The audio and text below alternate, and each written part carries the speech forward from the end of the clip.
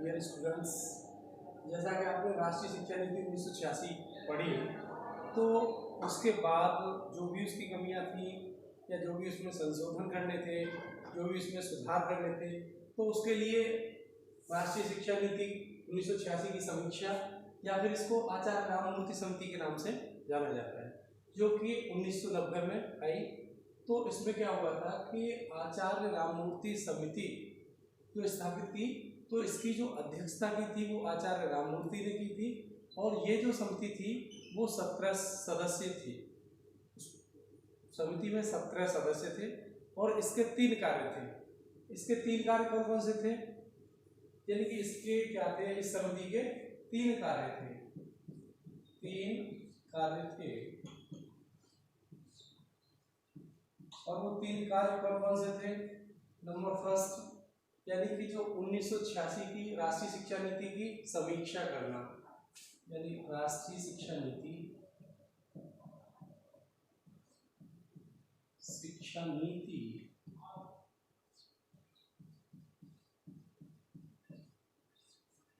1986 की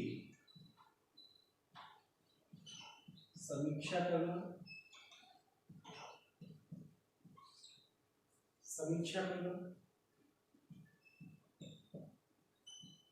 और इसमें दूसरा था कि राष्ट्रीय शिक्षा नीति 1986 के लिए राष्ट्रीय शिक्षा नीति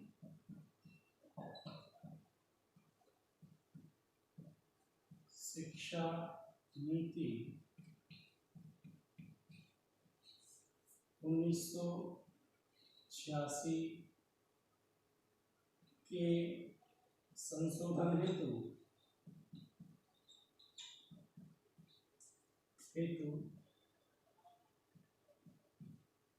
सुझाव प्रस्तुत करना, यानी कि इसके लिए सुझाव देना था। और थर्ड क्या था? थर्ड इसमें था कि जो भी संशोधित नीति होगी, यानी 1986 की जो संशोधित नीति होगी, उस नीति का क्रियान्वयन कैसे किया जाए। यानी कि तीसरा क्या होगा? संशोधित नीति का क्रियान्वयन, संशोधित नीति का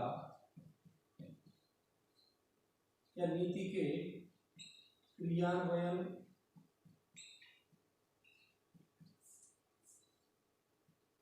हेतु सुझाव।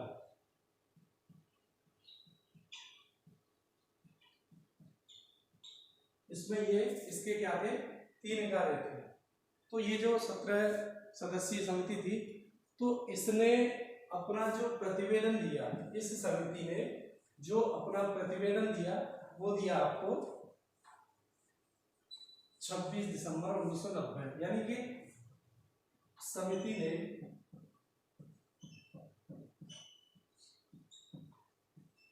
अपना प्रतिवेदन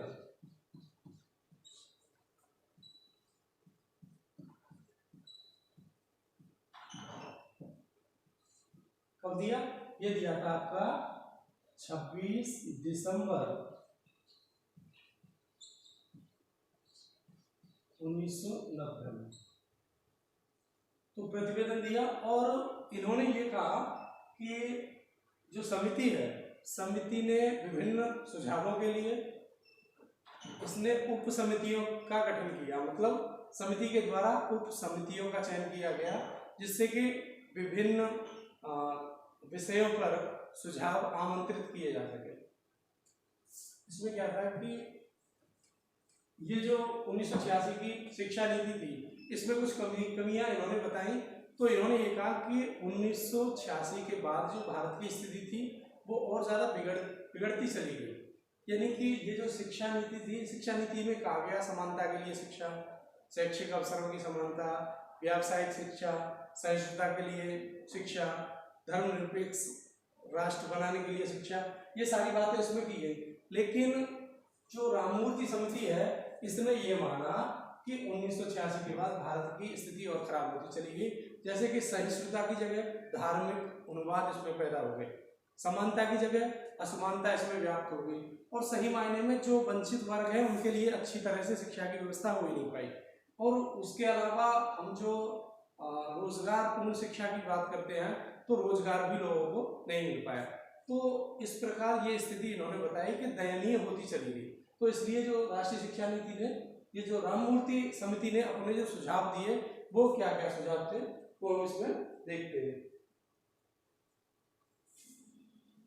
इसमें हम देखेंगे शिक्षा का राष्ट्रीय स्वरूप।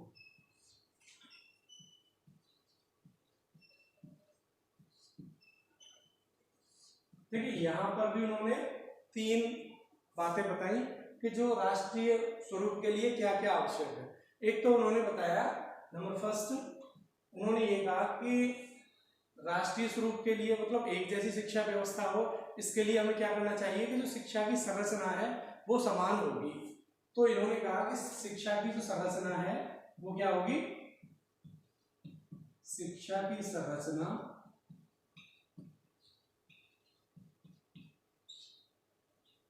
क्या होगी, 10+2+3 होगी।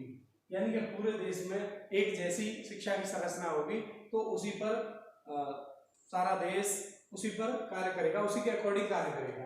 दूसरी चीज कि जो शिक्षा व्यवस्था है वो कैसी होनी चाहिए कि शिक्षा में समानता और सामाजिक न्याय, समानता और सामाजिक न्याय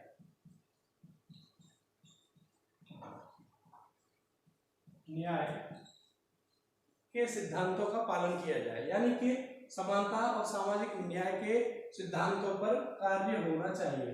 नंबर 3 इसमें क्या था कि उन्होंने ये कहा कि हमारे देश में जो स्त्रियों की शिक्षा है वो सही नहीं, उनकी जो स्थिति है वो काफी दयनीय है। तो उनके आगे बढ़ाने के लिए उन्हें शिक्षा की आवश्यकता है, शिक्षा के द्वारा ही उनको आगे बढ़ाया जा सकता है। तो उन्होंने कहा कि स्त्रियों की शिक्षा की व्यवस्था पर अधिक बल दिया जाए, स्त्रियों की शिक्षा व्यवस्था पर अधिक बल दिया जाए।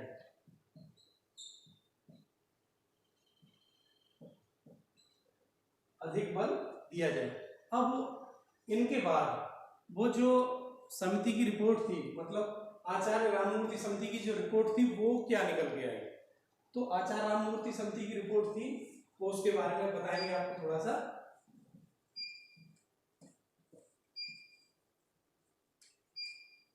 यहाँ राममूर्ति समिति की रिपोर्ट,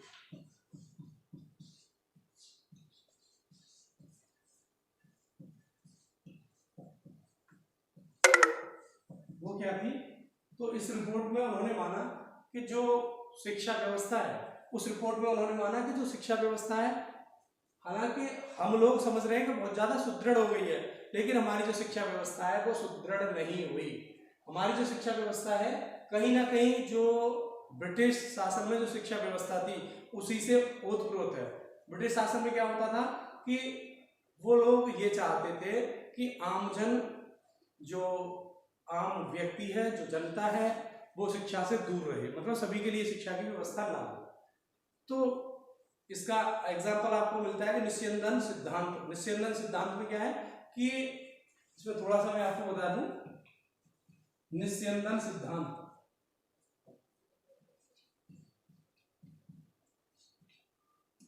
जो लॉर्ड मैकाले के द्वारा दिया गया, तो इसमें क्या था कि जो उच्च वर्ग के लोग हैं उनको केवल शिक्षा दे दी जाए और बाकी निम्न वर्ग के लोग हैं उनमें शिक्षा उनके अकॉर्डिंग, यानी कि वो उनको फॉलो करेंगे और उनके अकॉर्डिंग शिक्षा आती चली जाएगी।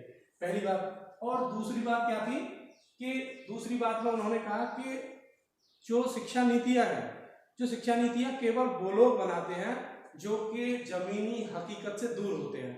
केवल जो विशेषज्ञ होते हैं, जो विद्वजन होते हैं, केवल वही बनाते हैं। जैसे मान लीजिए कृषि की बात है, कृषि के लिए कोई पॉलिसी बनाई तो वो जो पॉलिसी बनाते हैं उनका कृषि से कोई भी लेना देना नहीं होता। या फिर हम शिक्षा की बात करते हैं या फिर वन की बात करते हैं, जल योजना की बात करते हैं, तो कहीं ना कहीं वो ऊपर ही ऊपर, मतलब केवल डॉक्यूमेंट्स बेस पर उस चीज को बना देते हैं, रियलिटी उसमें नहीं होती।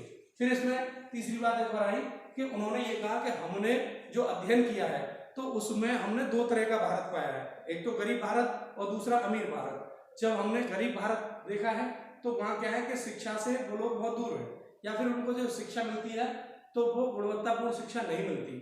और अगर हम अमीर भारत की बात करते हैं तो जो अमीर भारत है वहाँ जो शिक्षा है वो उनको उनके अकॉर्डिंग मिलती है, यानी कि किसी भी शिक्षा को प्राप्त करने में सक्षम है। और चाहे राजनीति की बात करें, चाहे संसाधनों की बात करें, तो जो अमीर भारत के अंतर्गत जो लोग आते हैं उनके पास सारे साधन सुलभ होते हैं और किसी भी समस्या से वो जूझ सकते हैं, किसी भी चीज को वो प्राप्त कर सकते हैं। इसके बाद नेक्स्ट जो भी पॉइंट्स है मैं आपको कल डिक्टेट करूंगा। ओके।